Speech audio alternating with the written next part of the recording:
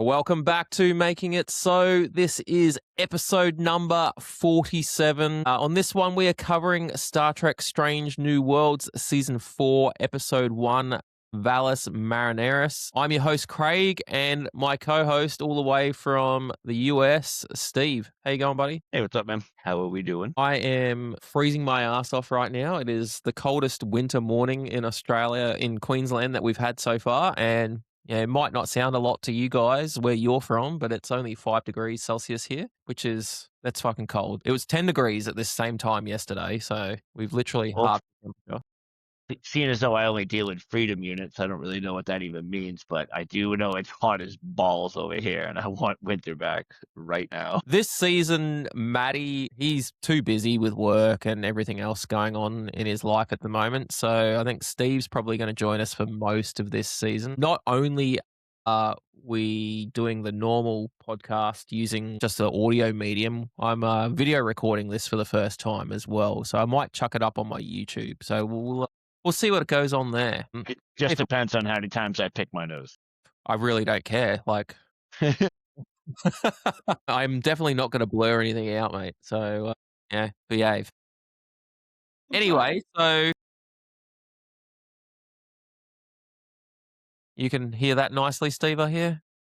Clear as day, bud. Excellent. All right, so spoilers. This is going to be a heavy spoiler chat for Season 4, Episode 1 of Star Trek Strange New Worlds, Vallas Marineris. If you haven't seen the episode and you don't want to be spoiled, just pause this podcast right now and go away and watch the episode. If you don't mind being spoiled, yeah, come listen.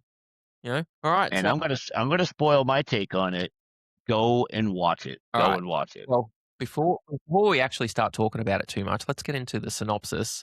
And I'm going to read the synopsis off of, was it Prime Video here in Australia? It says, Pike leads the crew into a stellar storm, which sends the Enterprise back 65 million years to the time of the dinosaurs. The crew must find their way home before their actions affect the past and change the distant future. Okay. Dun, dun, dun. So I deliberately made sure that I didn't read the synopsis before the episode. I didn't even read the name of the episode. Same.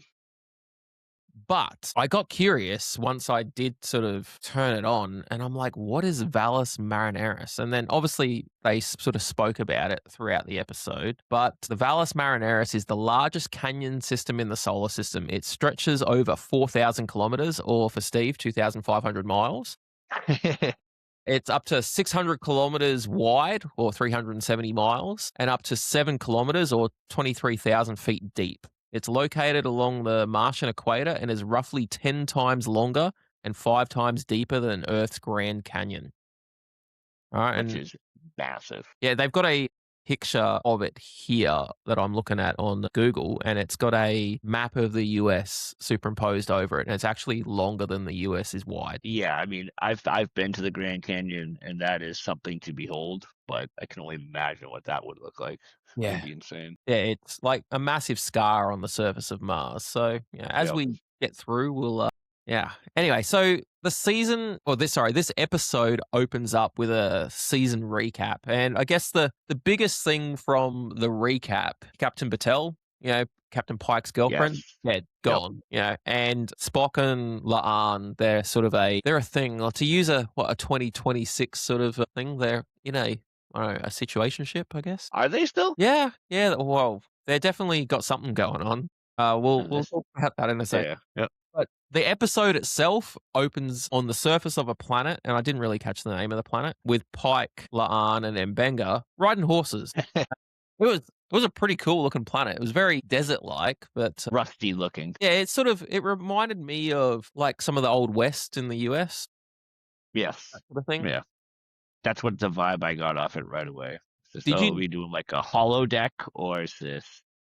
Did you notice that La'an was carrying a 6-shooter on her hip as well? It wasn't a phaser. It was a 6-shooter. No, that's something you pointed out, but like I did not notice that at all. But what I was saying before is I did notice that there was that she had like a bullet belt on, whatever that might be. Yeah. I noticed in one of the behind the scenes photos as well, you could quite clearly see that it was a revolver on her hip, which is cool. That's cool. That's Instead of cool. just I like carrying that. a phaser pistol. That was really fun. Yeah.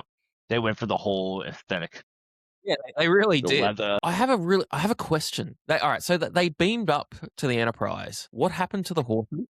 Where'd the horses go? You've never heard of the USS Enterprise Stable Master? Well, He I'm takes thinking care of all the horses out act back next to Cargo Bay 3. I'm actually wondering if they were horses that were on the Enterprise and they did beam them up into, like, a cargo bay or something like that, or if they just left them on the planet. And that just popped into my head too. That maybe they were just commandeered while they were at the planet, or acquired while they were at the planet, and they just beamed themselves back up. Yeah, well, they were there for was it to hand out some vaccines to some locals on the planet. Now, they didn't say if it was a human colony, well, not that I picked up or not. No, I didn't hear that either. But it was interesting that Pike did take his own saddle, and they did look like they were Earth-type horses. Yeah, they were like the horses from Revenge. Was it Revenge of the Jedi or whatever it was, the newest one, the Yeah. Rots. You know what I mean? They have the space horses that were walking on the ship with 6 legs or whatever they were. No, I thought it was cool, though, and it obviously goes all the way back to the very first episode Yeah, of this, and Pike loves his horses, which is pretty cool. I did like that callback. I noticed that right away. I was like, "Ooh, what are they Well, doing here?" the saddle is in just about every episode, if not every episode. Because it Except hangs on his wall, right? it sits in his ready room. That's what it Well, was. Yeah, ready yeah, room that's slash what it was. conference room, because it seems to double as both. Spock meets them in the transporter room, and he's actually not there to meet the captain. He's there to meet La'an. So, and you don't agree, or? No, no, it's saying ow, ow, ow. Oh, yeah. So yeah, they're definitely still a thing, and she invites him back to her quarters to help her take her boots off because it's rather difficult, apparently. Sometimes you need help taking your boots off, dude. Once in Yeah, a while, you just gotta taking your have boots somebody take off, your boots off. taking your Yeah, jacket off, taking your underwear off. Like, yeah, I don't yeah, know if you've ever been around horse people, Steve, but they kind of have a horse smell. So yeah. I I've don't been know. I grew up next to one actually. That and a donkey. What do they have over there? A couple pit bulls, some chickens.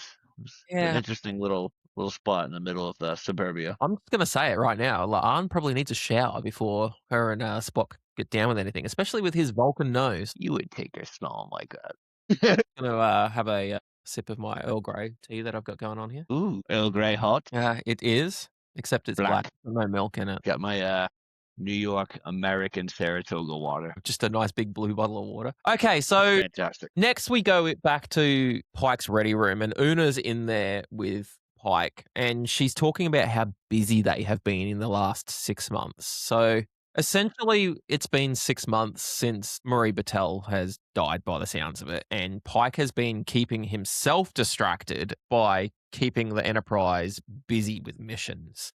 Yep. Now, is that fair to the crew? Probably not. And Una's basically saying that they need a break because it's been too busy. Yeah. Yeah, she is also asking that maybe she could do an away mission at some point as well, because as much as she loves commanding the Enterprise, while he's down doing away missions, like realistically, as we know, the captain should be really staying on the ship, and the number one should be off doing the away missions. But as we've seen throughout Star Trek, that's never the case. The full complement of officers goes down to the planet at all times. It's wild. I'll never understand that. Let's send our science officer, our medical chief of medical, like everybody. We'll just Send them send all. the whole Yeah. senior staff. Yeah, And that two way random we people. They lose might not everybody die. else. Yeah. Admiral April comes to visit as well, and he's talking to Captain Pike about promotion. Yeah, look, Chris really doesn't want it. He wants to stay on the Enterprise, and I don't blame him. Like, even Kirk, he wanted to stay on the Enterprise. Picard, he wanted to stay on the Enterprise. Everybody stays longer than they probably Yep. should, and Yep. I don't blame them because who wants an office job at the end of the day? Especially if you're Yeah, you're gonna being- miss that action 100%. Yeah. 100%. absolutely. Especially with dealing it on a daily basis as well, because you're going to be coordinating with other captains and seeing what they're doing on the field. So he's going to miss it every day if he does that. Yeah, like when I was in the army, I avoided promotion for quite a while so I could still continue being a frontline soldier. But Hey. yeah, anyway. I still ended up in an office at the end. Hey, but it took a little bit longer though. Took a little bit It did. It longer. definitely did take a bit longer. Yeah. So Pike gets his next mission. The next mission, yeah, this is basically what sets us up for the whole episode. So Yes. Ortegas, she's talking to Uhura about Scotty putting alarms on her console because, as we know, Erica likes to push the ship quite hard as she's piloting, and it probably goes past the design parameters of the ship. And Scotty's trying to protect the ship as a good engineer, and he's But he's putting not like alarms. that now. Well, yeah, yeah, So obviously it's this is a early little stage. callback to when he was more cautious, you know? Yeah, yeah. So yeah, she's having a bit of a complaint about that. Uhura is distracted in that conversation because they've got a new Starfleet cadet from the academy on board, like when she first came on board, and she's going to be mentoring her. Now, this is a young Vulcan lady. I didn't catch her name, but I did not either. No. damn, she seems rude, this Vulcan. Like, is it that she's very rude, or is it that the writers just don't understand like how to write a Vulcan?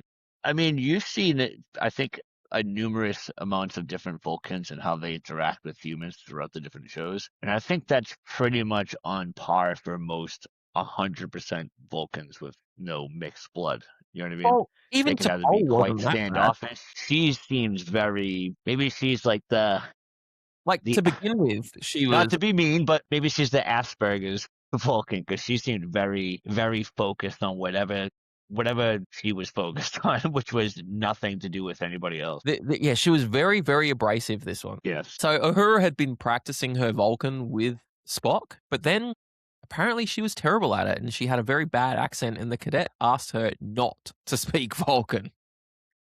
I was like, Which is wow. good. Yeah, it was like for a cadet to be speaking to a commissioned officer that way, I thought it was like coming from my military background and everything. I was like, oh, damn, that's really pushing it. Well, so one thing with the whole A relationship. how she act, yeah, but how she reacted to it, I said, she is definitely Vulcan, but at the same time, you would think that somebody who's progressed that far in either the Vulcan Science Academy, which I think she was rejected from, I think she said at one Yeah, point, she did. Yeah. or the Starfleet Academy, that she would know normal mannerisms and normal social, cues from humans because she was just trying obviously to be nice and connect with her, but she didn't get that one, like not at all, which was kind of odd actually. No, I suppose, yeah, coming from a different culture, like she doesn't understand humans and she doesn't understand how we react to things. And so this is probably her first like real interaction with humans. Oh, apart from at the Yeah. academy, like she would have had, a Well, that's lot of, what I mean though. yeah. I feel like she would have had that a little bit more interactions. And if she's reached that level of intellect and in where she's at in her career, you'd think that no, that one thing that is simple as like a gesture from somebody that she would be able to understand. I know Vulcans don't really deal with emotions and they are definitely a different species, but they definitely understand emotions, I guess, to a point. Do you remember I don't know if you actually watched this, when Tallinn came over to the Cerritos in Lower Decks, she came straight from a Vulcan ship. She wasn't even that abrasive. She'd come straight from working on a Vulcan ship where she'd come out of the Vulcan Science Academy, and so she hadn't had a lot to do with humans, and she was Was she like, she wasn't part of Starfleet at all? oh, so she was on like a exchange program essentially, but she was Yeah, that's wearing what I a mean. Yep. she was wearing a Starfleet uniform, but yeah, she came over directly from a Vulcan ship. But yeah, Complete she wasn't ignorant. that brave. I've never seen the show, as you know. So Yeah, I've I know. tried, but Yet Steve and I are somehow still friends. I know.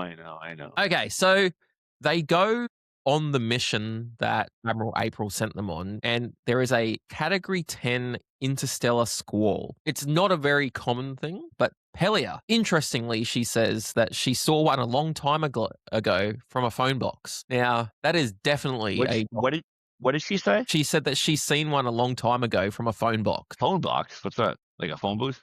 Phone booth. Yeah, so Okay, gotcha. that Got it. is Sorry. that is definitely a Doctor Who reference. Okay. So there is somebody on the writing staff for this show that is a massive Doctor Who fan. Not only have we Because that seen, we've seen the phone the police phone box from Doctor Who last season very quickly. Yeah, Pellier has mentioned a couple of Doctor Who things a couple of times. So, and apparently Yeah. early on in Yep. Star Trek, they were trying to do a crossover between Doctor Who and Star Trek, but it never happened because of different studios and different countries and all that sort of stuff. So, yeah, but Yeah, they when say they're a shared universe. That's what they claim, at least a pseudo shared universe, like non-canon, I it guess, to a could point. work, it could Yeah, work. good. Yeah. But when she did say that, Pike's face was like a little bit of like, "What are you talking about?" Confusion. It was pretty funny. So apparently, this squall is around a star, and they've got no idea why. Right, but Spock is very concerned about the ship being destroyed if they get too close to it. Yeah. So Uhura, she picks up a comm signal from inside the storm with a mayday. So obviously, as the Enterprise does, and Pike orders, Erica, take us in. So, we can try and help, essentially. Now, this next part is the one part that really, really annoyed me about this episode. And it's God. unnecessary, and it reminds me of that terrible Stargate Origins thing where they span the camera around. As the ship was spiraling into this storm, the camera is just spinning around and around and around. And like, why? Terrible choice. It's Terrible choice. With a show full of beautiful film work, or film, whatever you want to call it, film work, animation, CGI, that was so bad. I like hated it. the director of this episode, Chris Fisher, like, bro, come on. Like, they Don't just do that didn't to us. it didn't need to happen, mate. But yeah, I guess it was a choice. It was a choice. So yeah, Now, anyway. this is where I really got into the episode, by the way. Oh, This, yeah. right after this, is where I started going, because I had my walls up and my barriers up, because I didn't really love last season or the season before. Yeah. So I've been kind of cautious on this, and this is where I felt like completely into the show, and I was 100% engaged. Well, yeah, So last season, didn't they blame last season on like the writer's strike and how they didn't have a lot of time or something? yeah, but it happened. It's still Yeah, there. it It definitely existed. happened. But There's a lot of bad choices, in my opinion. And yeah, mind you, some people love them, but I just hard no, the hardest of no I have on last heard season. that this is the worst of the first 6 episodes of the season. And I'm like, And that is if this is the awesome. worst of the first 6 episodes, I'm pretty impressed. So, like, we'll see. But Erica tries to reverse them out of this space storm thing, but the Enterprise gets caught and sucked in. So when they get sucked in, it like cuts for a second, and then we go back to the Enterprise, and the life support is the only thing that's working, essentially. So they've got no weapons, no shields. And the ship is still spinning. Just no, we're not seeing it through the camera. Yeah. Yeah. Pretty sure. So according to Scotty, they've lost their iridium, so they can't relight the warp core. So I don't, is that something we've heard before, that we need iridium to relight the warp core? I was kind of curious about how they lost it. I didn't really understand that part, or No. what happened to make them lose power during that storm. Did their systems get fried? Like, I didn't understand that part, actually. Yeah, like the systems get fried. Yep, cool. But yeah, why is their iridium all gone? Like, somehow did the storm suck it out, or like, yeah, That's it what I wasn't mean. fine. But Yeah. okay, cool. But yeah, I've never heard that we need iridium to ignite the warp core or ignite the warp engines, at least. So Meanwhile, we got hardcore Trekkie fans, but this has been established since the original it's the series. You 1960s. need it. It's You don't probably remember in some episode obscure 7? book or something somewhere. It's probably. They can't determine where they are. So in the universe, or in the galaxy, they've got no idea at this point. Like, they've been sucked into this storm and they've got no idea where they are. However, they can detect iridium on the nearest planet to them. I'm like, okay, all right, well, that's quite convenient that they've got some very close to where they Yeah. are. So they decide that Una is going to take a shuttle mission down, and she takes La'an and Erica with her. Anyway, they go down to this planet on the shuttle. Now, when they open up the side of the shuttle to get out, it puts out this little, I'm going to call it a little ramp bridge thing that goes onto the nacelle on the shuttle, but it like there's like a part on the nacelle that opens up as well so the bridge can go across onto it. It's I actually didn't mind it. I didn't mind it. I didn't mind it either, but it was I don't know, I've not seen that before, but why wouldn't you make it so the door was just a little bit higher so it didn't need to do Or that? the door was on the back of the ship where there's Yeah, no like engine it's got a issue. ramp on the back, Yeah. doesn't it? Like, yeah. Usually, I want to say the shuttle pods from that era were they released from the back, if I'm not mistaken. Yeah, like I We knew they entered them from had the back. the door on the side, but, yeah, it was interesting anyway, I but liked it. I thought it was smooth. I thought it didn't like interfere with the nacelle. So I knew that was going to be like people would be like, "Good, what the hell's going on there?" But I'm yeah, like, no, what doesn't interfere with the nacelle? So yeah, it was something I wasn't expecting. Like, not that it's a no, bad thing definitely, at all. It was just different, and it seems like it's a little bit. different. It seems like a redundant thing to have, like, just Yes, not I think doing they it. wanted something cool, if like for the ship and aesthetically pleasing for them to get out of it, or just new technology, whatever, and they decided to go with that. I didn't hate it, but like you're saying, unnecessary. Yeah. To a point. Now I've said this all the way along with this new trek, like Strange New Worlds, Discovery, and the visuals in this show are absolutely stunning. The Banging. CGI, even the AR wall thing that they use, it is all on point. Now on this planet, like we could see volcanoes and like it looked stunning. Like Strange new world. to the CGI team, well Yeah, done. Like, absolutely. Like, even the planet where they were riding the horses around earlier, like, that was cool as yeah, well. Like, yep. somehow there's on that planet where the horses were, there was, like, floating rock formations. So I'm not sure how the gravity works on that particular planet, but on this planet, which, obviously we're talking spoilers here, we end up finding out that this planet that they're on now is Earth. But yeah, so Laan detects a large life sign ahead of them, and it's in between them and where the iridium is. And apparently, there's no way around. Now, there's an entire planet there. How is there no way around? Like, if they'd have said I there's thought no the way, same exact thing. they'd have said there's no fast way around. They did not have to deal with the dinosaur at all. Like, there's a fucking T Rex in there. Like, let's not deal with a T Rex, shall we? It was so weird. It's like, oh, he's the only way on the entire planet that we can go is right there. We have to knock him out.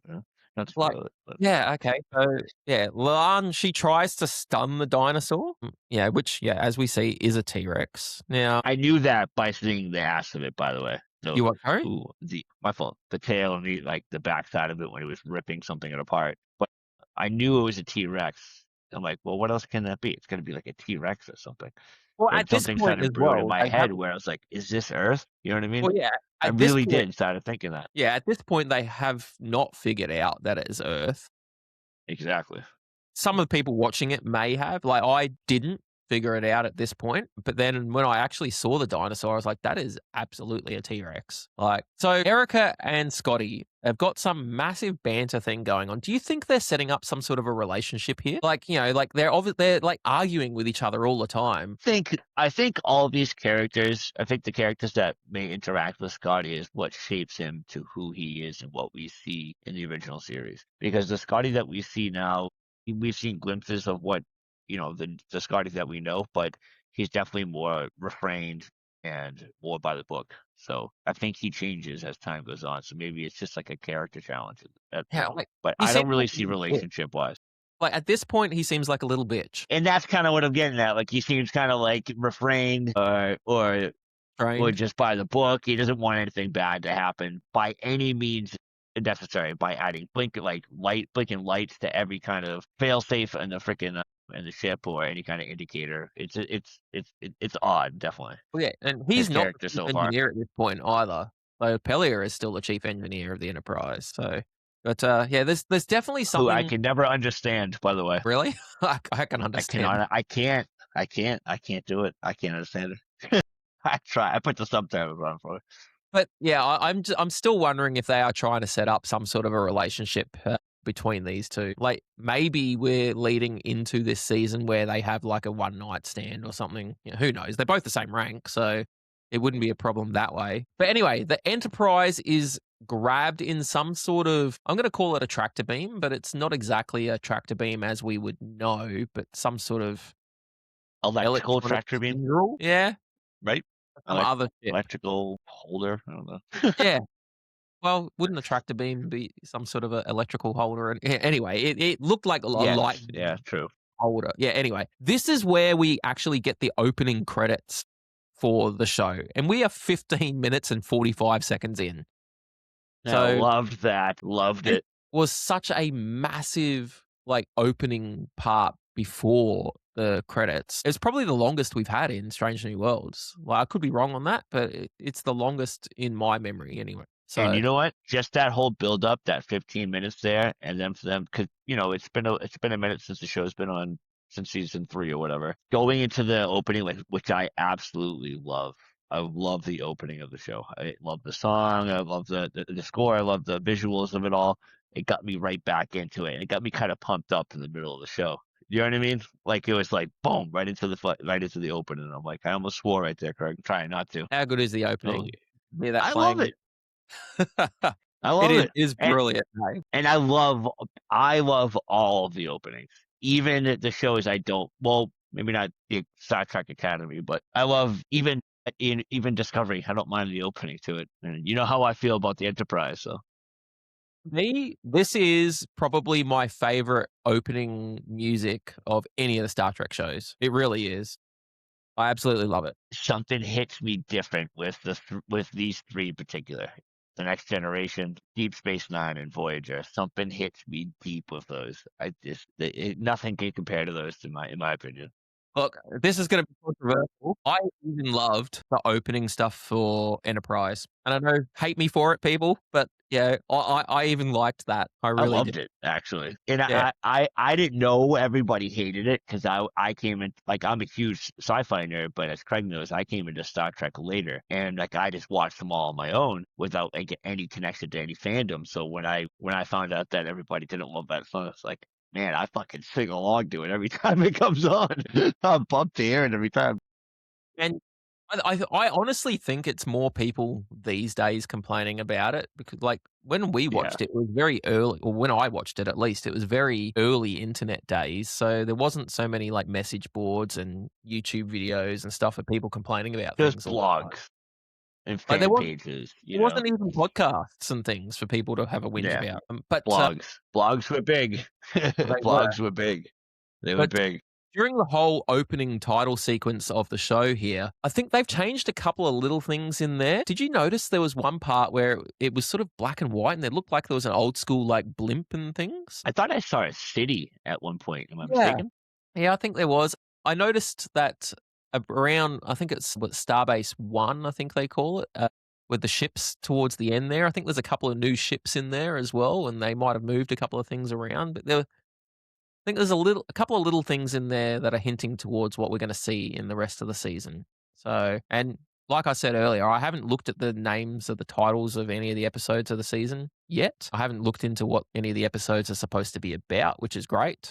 Because I really I don't watch trailers or anything. When it comes to a show that in a franchise that I'm like, there goes my bottle, that I'm super invested in, I don't touch anything to do with it until it actually comes out, and then I just engage, like, dive right into it. I also noticed, it said that Anson Mount is now an executive producer. Like, was he an executive producer before? I didn't think he was. No, but as we know before, like, so many of these actors that have been on Star Trek have taken on, producing or Producing, directing. directing, writing. You know what I mean?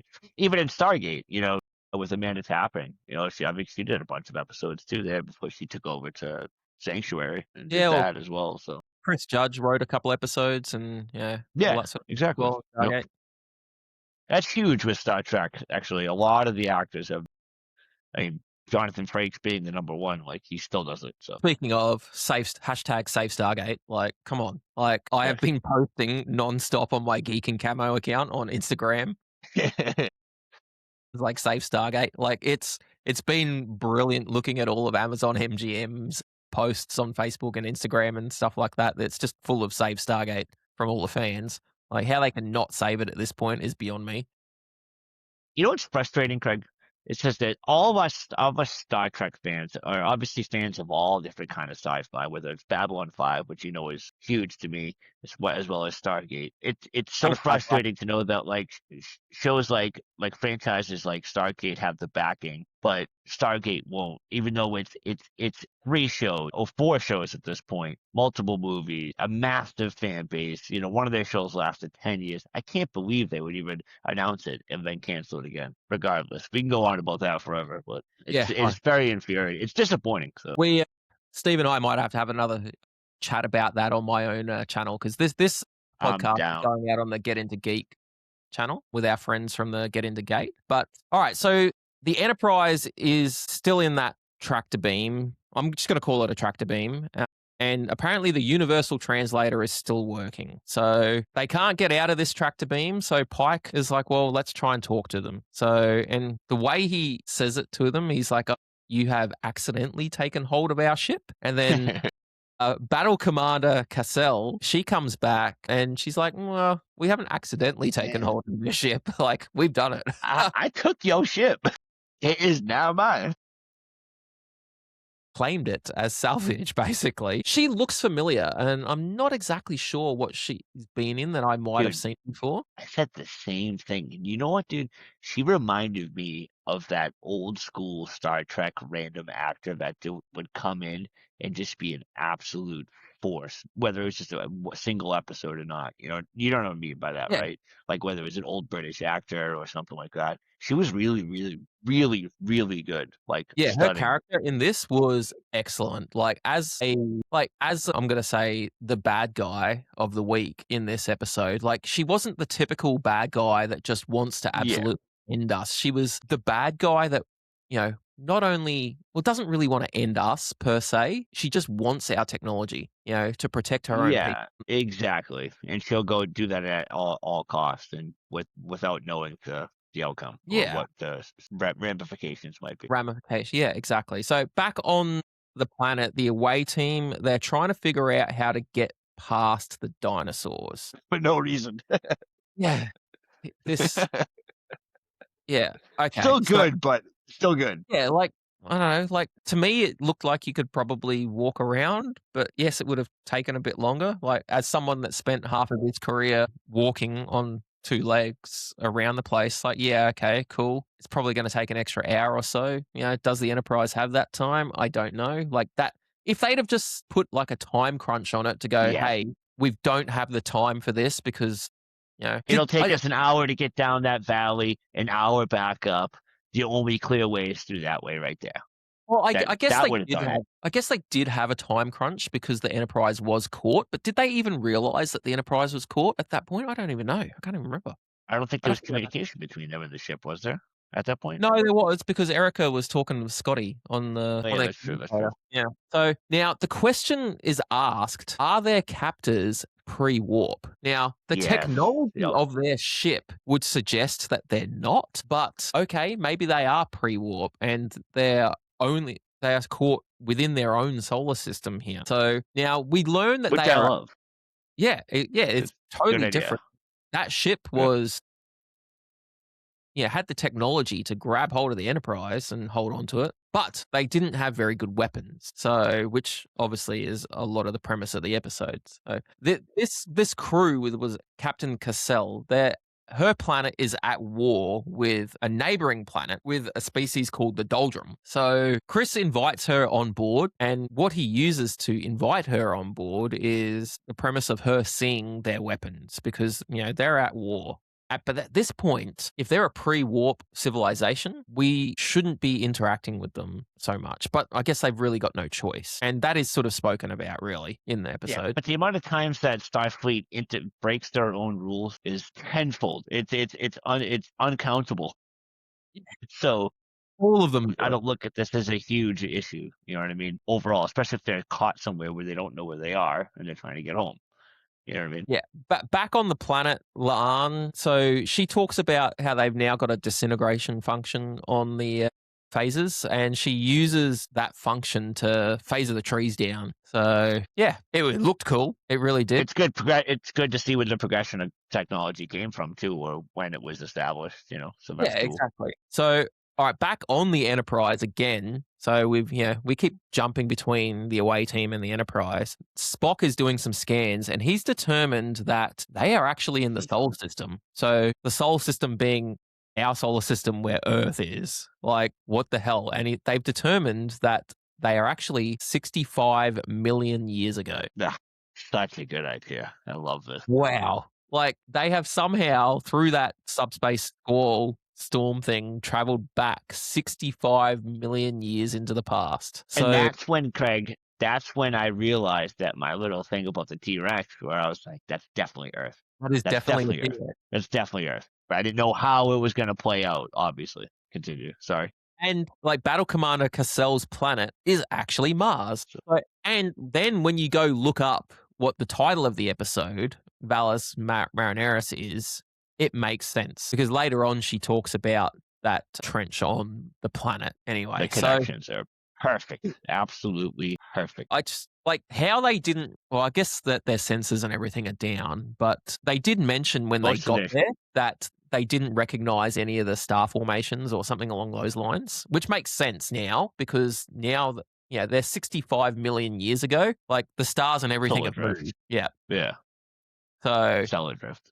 Stellar drift, exactly. But not only that, as we see by the end of it, everything has changed in this whole system by the time they leave. So so and then this is where they actually tell the away team that they're on prehistoric Earth. So, and it is actually confirmed now that that dinosaur is an actual Tyrannosaurus Rex as we would know it. Like, if my son was watching it, he would have loved it. Like, 7 years old, loves dinosaurs. So, because they are, cool as.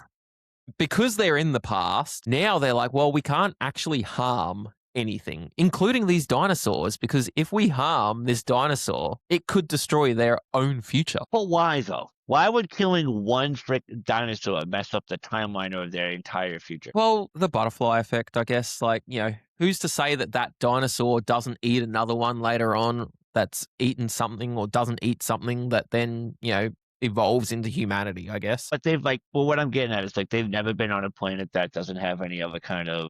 They've never been in the past and had that situation because how many times have they time traveled throughout Star Trek? They've never run into that situation where they can't that to defend themselves or something like it. It's I don't know. I find that to be a little weird. It's one thing if you mess with somebody's you kill this guy and that affects an entire generation of people, which affects jobs and all that in human connectivity. But with just a random animal on a planet, I don't know. I find that to be odd.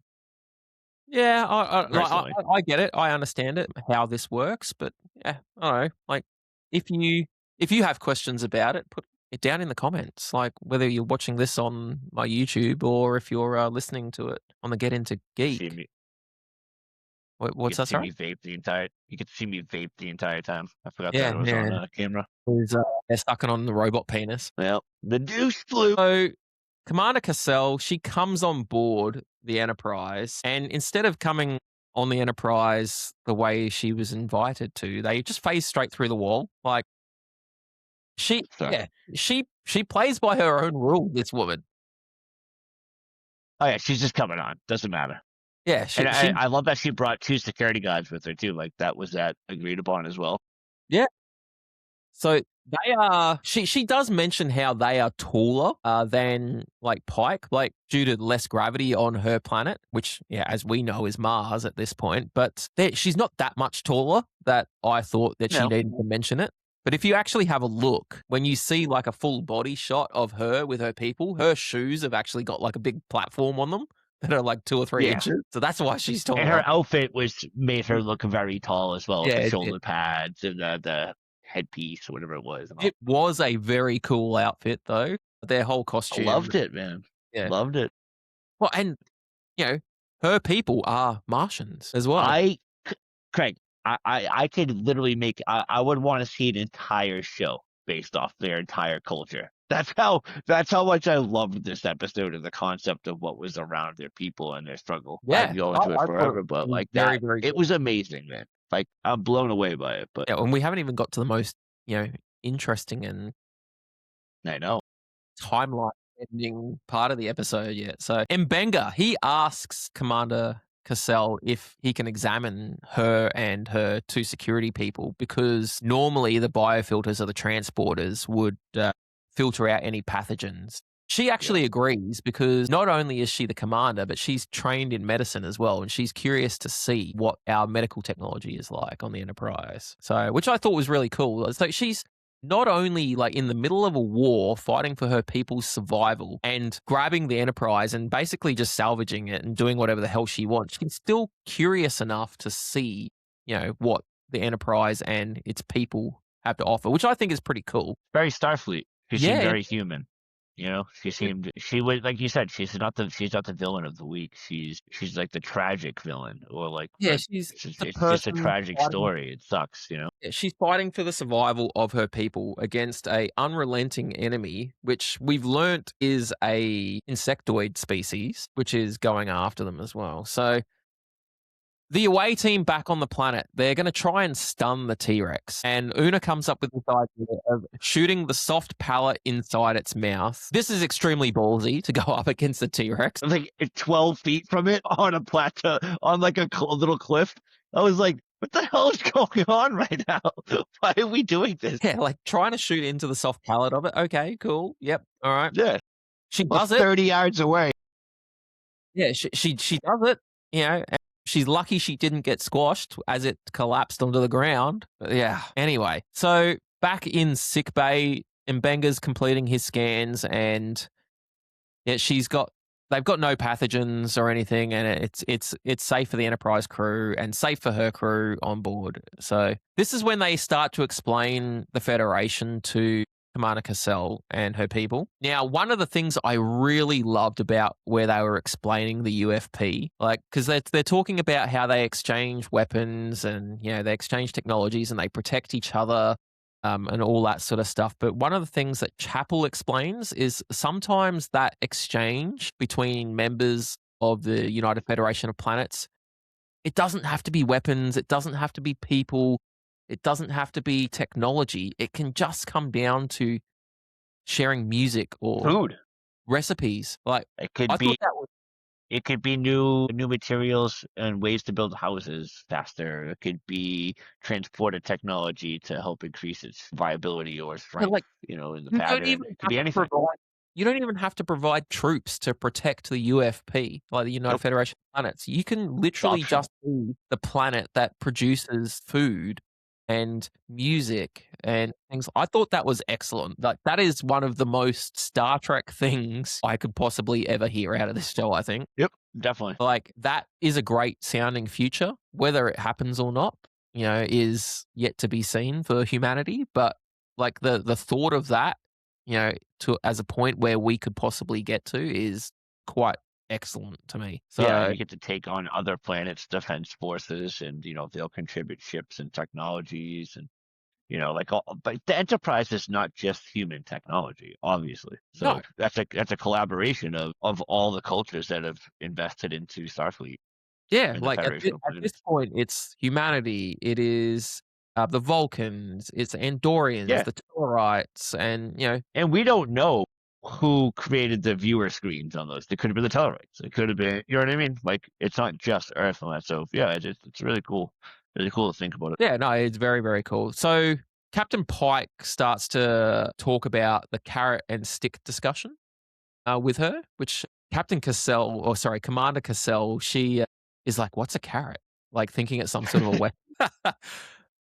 Which I thought was pretty cool. Spock explains to her about the science station because she's like, "Oh, is this essentially like where you discover the weaknesses of your enemies and things?" Well, yes, it is, but it does a lot more than that because Yeah, the Enterprise isn't a warship. Like, yes, it is armed to the teeth and is probably one of the best armed at this point in Starfleet's history, but it's a science vessel, number one. It is not a warship. It is designed to protect itself and protect others, but it is definitely not a warship per se. yeah. It's we see it. It's a complaint a lot with the Next Generation. It's almost like a luxury liner. It's got Yeah. schools in it and all that stuff. And meanwhile, their enemies are flying around in just warships with just the complement of crew. And they're like, what the hell is wrong with you guys? You got children on here? What the hell's Yeah, going on? the Klingons would think that we were very strange having children and families all over, Well, they you know. did in the exchange program they had with Riker and Worf's brother. Yeah, Kern. Yeah, Karen. Yep. He's what the hell is going on here? So as Pike is talking to or Commander Cassell, I keep saying Captain. If I say Captain, excuse me, because she's still the captain of their ship. So he uses the word alone, but apparently in her language, when you are speaking, your inflection, which happens with a lot of languages, actually means your inflection means different things. And the way that it was translated alone translated into him being a widower, which makes sense with his loss of Marie Battelle last season. I loved how you could instantly see the emptiness in his eyes. Yes. Like very good portrayal by Anson Mount right there. Like you could see the emptiness and his heart skip a beat and just him pull back for like that momentary bubble right there. It was very, very good acting. I don't think Anson Mount's acting chops get enough credit. Like throughout his career, I really don't. He's such a better actor than some of the roles that he's played through his career. Like he definitely is. Like yes, he's the leading man in this show, but I think he deserves a lot more credit than what he's given. I'm going to plead ignorant to the fact that I don't know what else he's in. Do you remember that failed Inhumans TV show that Marvel did? He was in that. I never saw it, but he was in that. He was the leading guy in that too. That's true. He was Black Bolt. Like, I know he seems like somebody who has some gravitas. Obviously, like right when the show started, he has that pull as a captain. Yeah, no. A couple of the seasons have faltered. Like I think people are well aware of my opinion on the show overall. This show has the potential to be the best of the best, and it's had moments where it's not even remotely lived up to that. But this episode, and hopefully what the season will bring, can show you what Star Trek can be and what it should be. And I have high hopes for it, man. I think that was it's amazing. So with the rest of this season and because we've got a full complement of 10 or 11 episodes this season. I think next season there's only 6 episodes, I think it is, which is the last season of Strange New Worlds. Like whether they go on and do this Star Trek Year 1 with the first year of Kirk is still yet to be seen. I don't think it's going to happen, but we will see. So, but going back to this episode, we actually see Mars itself with an atmosphere, and damn, that planet looks beautiful. Yeah. She asked him to open the viewer screen, right? She's like, pull your view screen up. And then, she asked him to rotate the planet like 172 degrees or whatever it is. And this is where we see the Vallas Marineris, so the big scar on the planet, which is apparently where the Doldrum crashed a ship on their world deliberately and killed 2 million people. So, like, as I was saying earlier, that scar on the planet with that big valley/trench, the Vallas Marineris, it is the length of the United States of America. Like it was almost the length of the entire planet or system. It is, well, half of it. I mean, half of that side at least. Yeah, it was massive. So, and it killed 2 million people. So, no wonder, this is like they hate this Doldrum species. Now, the Doldrum come from a neighboring planet. Now, obviously, we know that this is our solar system, but it's not till later we figure out like there's another planet there. Now, because they're an insect species, they've been saying that they can't communicate with the Doldrum at all. They've tried, and they failed massively. So this is where they go to Sam Kirk, who is a xenoanthropologist. And obviously, Starfleet has come into contact with quite a few different insectoid species at this point. And he's talking to them about how they've learned to communicate with some of them. And even one of the species... 23, right? 23, was it 23? It could have been 23. I think it was 23. 23 of the species that they've contacted, I believe. Don't necessarily quote it on me, fans, but I'm pretty sure it's 23 of them were able to communicate. One of the species that they've come across, they communicate through smell, which is interesting. So, and he said, that translation was rather stinky, essentially. Here's my shit. I had tacos. Anyway, so Commander Cassell, she and her guards, they steal antimatter fuel at this point, and then Chris is like, okay, so he actually runs down to where they are on the ship, and they're about to exit and phase through the wall where they came in onto the Enterprise. And he's like, I thought we were getting along, essentially. Like, but she's like, look, you lied to us.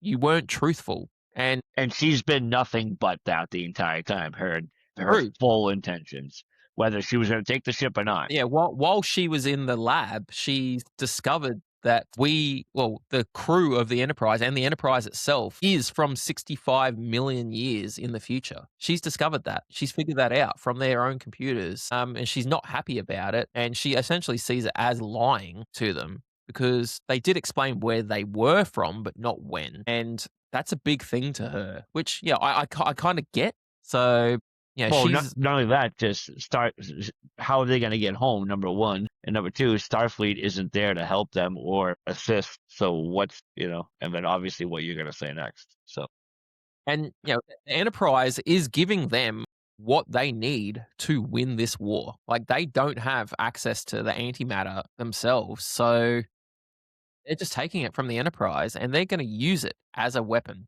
Anyway, the away team down on the planet, they find the Iridium. There's a crashed doldrum ship. You missed one part. When she's talking with Pike and they're talking about Starfleet and all that.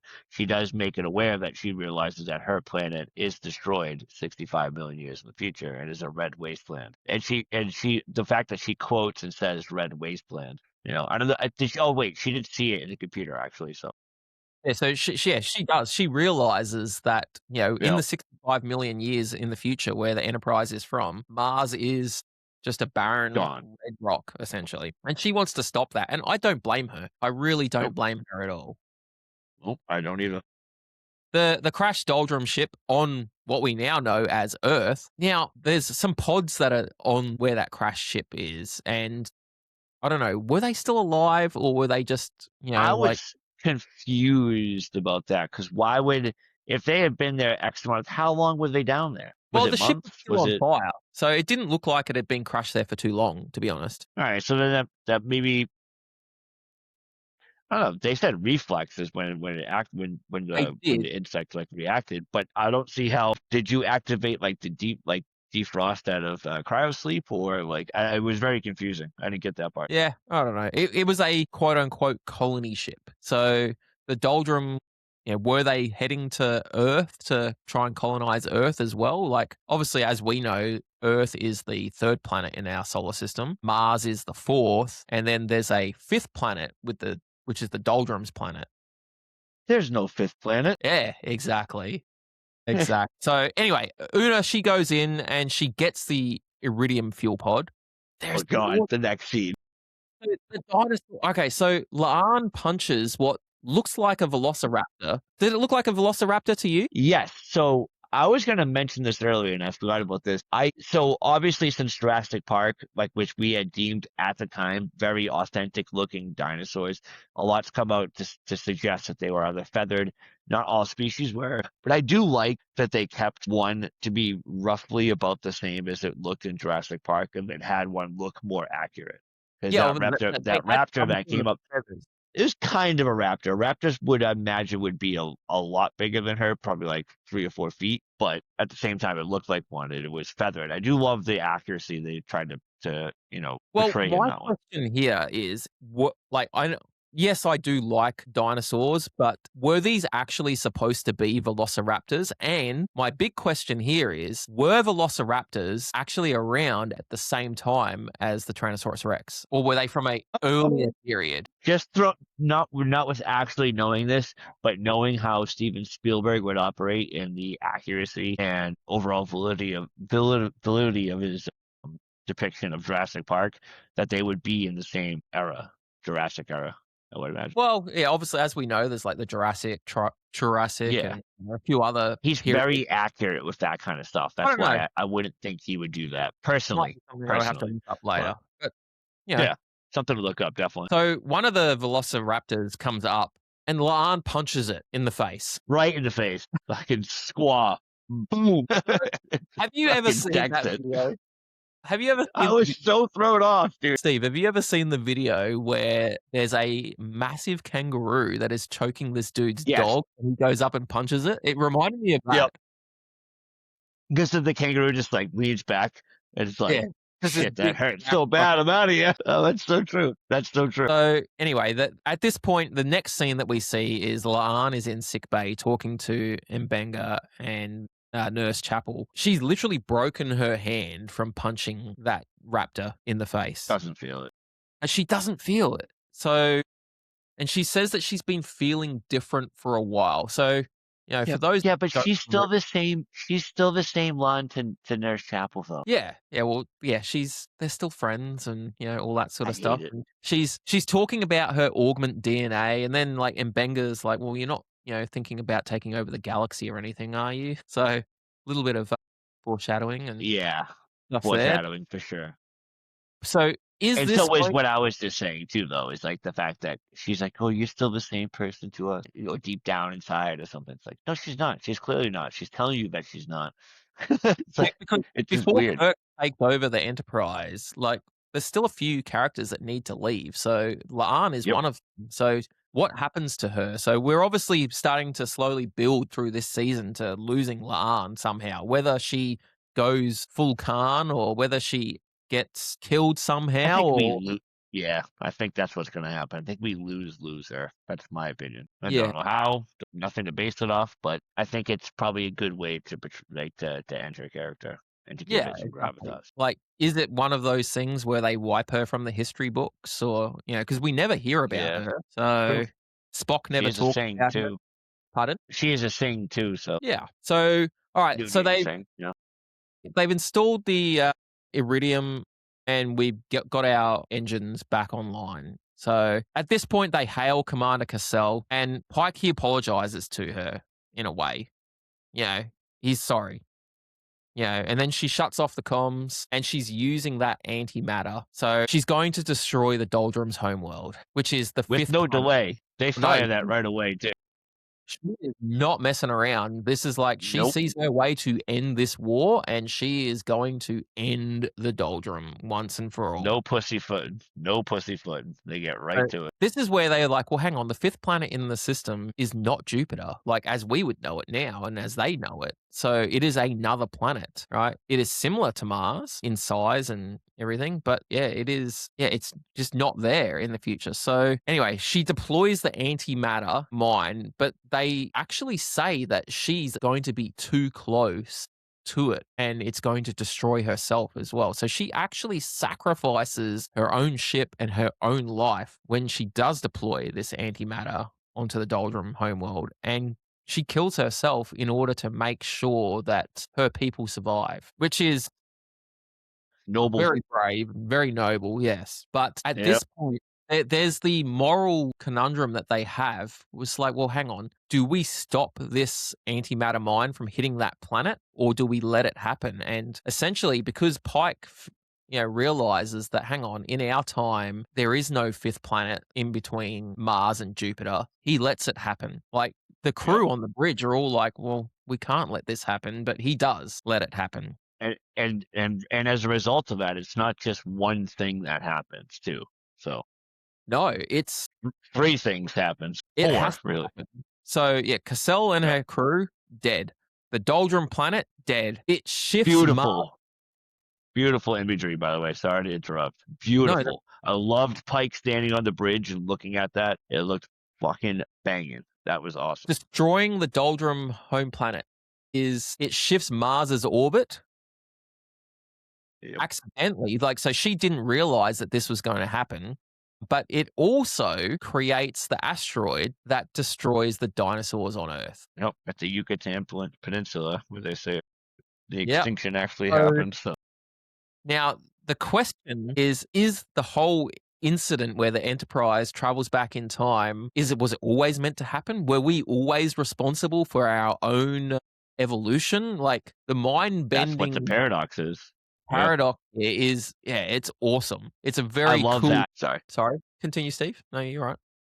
I wish we could see each other. We could I can see you you. starting to talk. I can't see you. Yeah, well, that's But you're no, using the it's phone. oh, that's true. I'll upgrade one day. If you But have a no, computer, just the idea of them being able to like this whole concept intrigues me on a level that I've never been intrigued before out of a show. Or it's been a while since I've been intrigued, but to that level, I love the concept of it. The fallout, the potential. Like I could see like comics coming out of this of like the Mars, the Mars planet and stuff. Like I want to learn more about it. yeah, well, It's like for me, it was perfect. So the remnants of the Doldrum planet become what we know now as our asteroid belt as well. And as I said, yeah, the explosion of that planet changes Mars's orbit. So Commander Cassell's actions actually resulted in her killing off her own planet and her own people, really. Which and the is creation of ours. yes, but it's quite sad for her and her people, I guess. And she'll never know what she's done herself. Like what she was doing for the protection of her own people. And yeah, it's quite sad actually. Well, when Pike says I'm sorry when the wave hits her ship, that's why he's saying I'm sorry because he knows Yeah, that he the knows. planet's Yeah. going to be destroyed at the same time. He's like, see, I have to let this happen. She thinks that it's going to happen a certain way, but what's really going to happen is, like I said, a fallout of four different scenarios. The Doldrum planet is destroyed, her planet is sent out of orbit, and basically the atmosphere is stripped away, becomes a red barren wasteland. The asteroid, where an asteroid breaks off, hits Earth, dinosaurs destroyed. It just forms our solar system as we know it today because then the asteroid belt comes off. So the asteroid belt was the fourth fallout.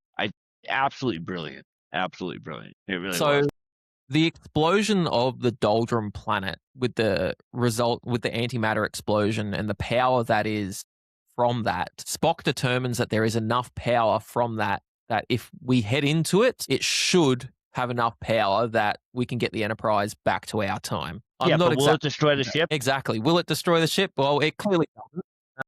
But Or no, what he says in it. I love what he says though. Will it destroy the ship? Undetermined. yeah, let's do it anyway. I love that. I loved it. I guess the crew doesn't want to spend the rest of their lives 65 million years in the past. Yeah, Definitely affecting they're the like, timeline. So let's get the hell out of there. yeah, fuck it. Let's get the hell out of here. The Enterprise senior staff, they're having their debrief, shall we say, and then Chris orders that the crew need some time off, and they have the rest of the night off. But as they're leaving the ready room there or the conference room, and Benga, he has a bit of a chat to Chris, and he explains that when he scanned Captain Cassell and her guys, that he got their DNA on record, and their Martian DNA is actually throughout the galaxy. So that means that some of the people from Mars must have survived, and many, many different species have parts of Martian DNA in them, which I think is cool. It could be the possibility that the Martians. This is why I feel like it's so intriguing to me, like the story of their planet and of their time, like 65 million years ago. Because what if they had ships that noticed or were in orbit at the time, or on a colony on some asteroid or some moon? Because they didn't have warp capabilities. Maybe they had flown 2 years to this certain destination or whatever, and they were able to realize that their plane has been destroyed and then go elsewhere to, spread the Martian DNA throughout the galaxy.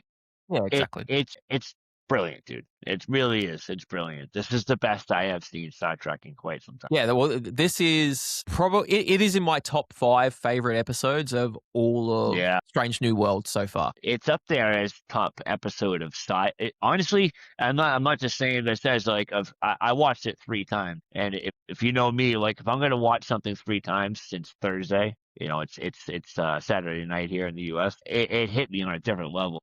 That's a top episode for me in Star Trek in general. That's a top sci-fi episode for me in sci-fi, let alone just Star Trek. That is Yeah, that definitely. that hit me on all levels, and I blew up Craig right away when it happened. I was like, "Holy shit, dude! Yeah, What?" it is extremely good, this episode. So Admiral April, at this point, he is back on the Enterprise and debriefing with Captain Pike in his quarters. And Captain Pike pulls out a book called The Princess of Mars. And Pike is sort of discussing, like, wishing he could tell his dad about it because his dad is now dead and everything. But I like that Starfleet has determined that this whole incident has to stay a secret.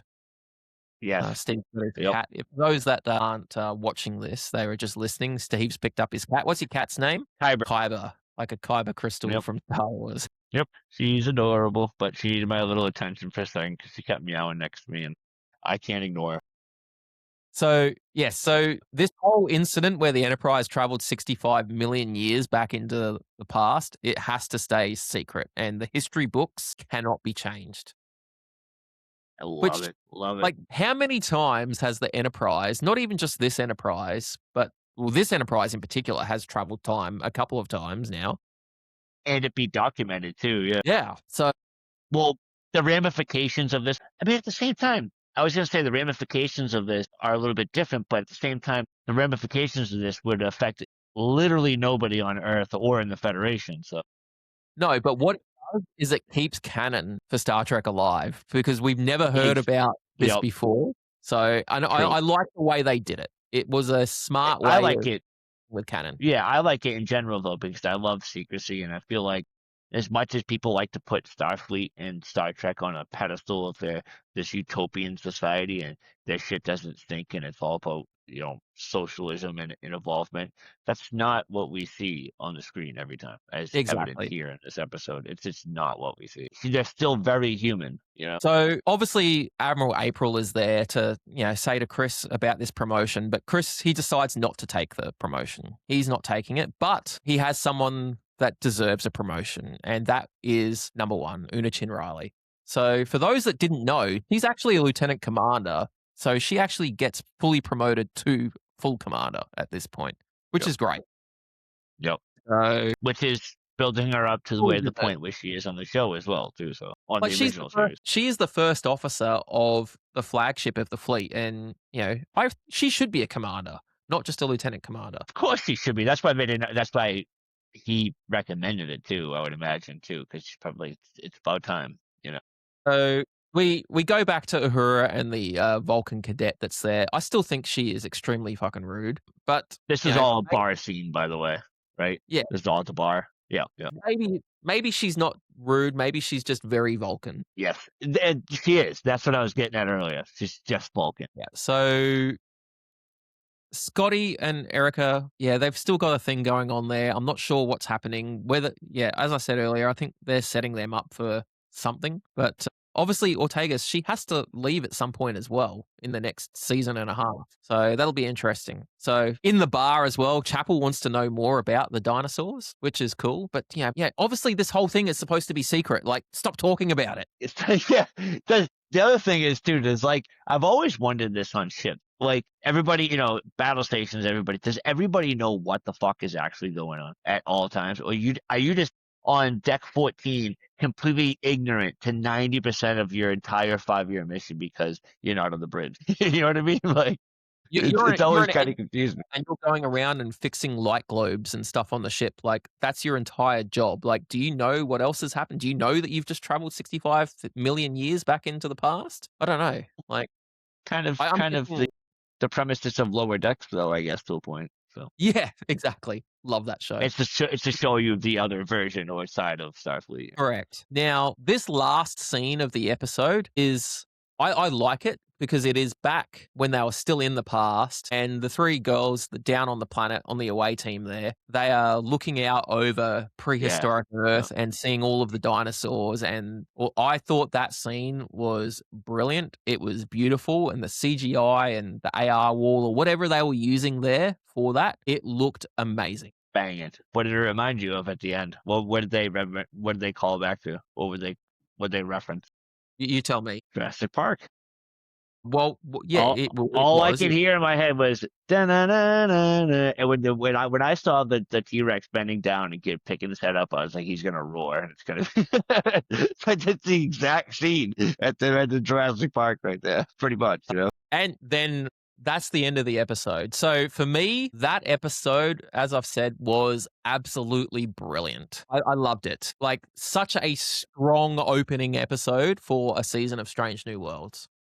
Yep. Like, strong and like I said before, dude, not only just strong for Star Trek or Strange New Worlds, strong for sci-fi. That was incredible. That was for me, I think I told you I very rarely will hand out a 10, but that's damn close, dude. Man, that's a 9.5 for me, dude. That Yeah. was awesome. Well, looking on IMDb as well at the moment, this is one of the highest rated episodes of all of Strange New Worlds. Still the highest rated episode is Those Old Scientists, the one with the lower decks guys coming over. Is it But really? that is the highest rated episode of this show, yeah. And I couldn't connect with it because obviously I like the episode and I understand the characters and I pay attention to certain things about Lower Decks. I just never watched it. So I didn't connect with that episode that much because obviously I never saw the show. Like Lower Decks for me is one of those shows now that I like because I've seen every episode so many times. I can just put it on in the background and it's like a comfort show. Like it's just hilarious. Like even my 7-year-old likes watching it. So there's probably a lot. I know we've talked about it. Yeah, of course, right? But I know we've talked about it. But have you watched Prodigy? I haven't watched all of Prodigy yet. I don't even think I can get it on any of the streaming services here in Australia anymore. Not even Netflix. Let's say Netflix has the second season, and then Paramount had the first season. I'm not even sure if it's still on there anymore. But that being said, that show it has a very kid element to it, and just like how I treated Clone Wars back in the day, I was like, it's a kid show, it's a kid show. But then once people started telling me that, no, dude, trust me, this is the best of Star Wars. This is in-depth storytelling. It's deep. It's emotional. Well, that's what Prodigy kind of grew into. Prodigy is the only Star Trek I have not seen all of. Like I've even seen all of the original animated series. So I really do. Oh, me too. Me too. I liked it too, actually. I had fun watching that. But anyway, team, that's about it from us here. Like as I was saying, I really loved that episode. Next week's episode is called The Griffin Incident. It looks like it's going to be a Kirk heavy episode. Like I'm not going to read the synopsis there because I want to stay so I want to stay surprised because I'm hoping that this is going to be another brilliant episode as well. So you reckon you'll be back? It's a Kirk. It's a heavy Kirk episode. It's got a picture of Kirk and his brother there, so it could be a Kirk episode. This is just going off the picture on IMDb, so I could be completely wrong. I'm not looking at the synopsis. So, well, this episode got my hopes up. So, regardless of how I feel about the Kirk character in this show's incarnation, I feel optimistic about it. Excellent. You think you'll be back next week, mate? No, I'm just kidding. Yes, I will. Okay. I'll wait, but I'm willing to do it every week going forward. But not only that, I would love to sit down and have like a Stargate chat with you, or even just, I know we've talked about this before, but I would like to just pop up a couple chats once in a while. Get me more used to it, know when to jump in and all that too as well. But really more used to it than me. So. Yeah, Steve hasn't done too many podcasts. He's done a couple with us here on this channel before, and I think he's done a great job. Like he's a good dude and he loves his sci-fi, so I'd like to have him back. Yeah, as I was saying earlier, I'm going to try and put this out on YouTube as well on my Geek and Camo channel, which you can follow me on the socials at Geek and Camo on Facebook and Instagram. I think I'm on Threads as well for it now. I'm not sure. Does anyone use Threads? I don't. I did for a while. Then I was like, it's kind of like very politically based. So is it political? Yeah. I stuff across. Very heavy on that, actually. But yeah, obviously this will go out on the Get Into Geek channel for those guys for audio. So you can listen to that on all the different places where those podcasts go out. And it goes out on just about every podcast platform. So you don't have to just stick to one. Also, I am going to get a computer. I promised Craig that I'm going to get one. Not only that, I'm going to make sure like I get a nice setup. So if you do post this to YouTube going forward, because I have tons of stuff, I just going to make sure I put it set up behind me. Make it actually look like not me just vaping and leaning into my desk every 5 minutes or back in my chair or spinning, every once in a while. So, all right, team. Until next time, that is us. We'll catch you later. Cheers. Don't hang up yet, Steve. Bye.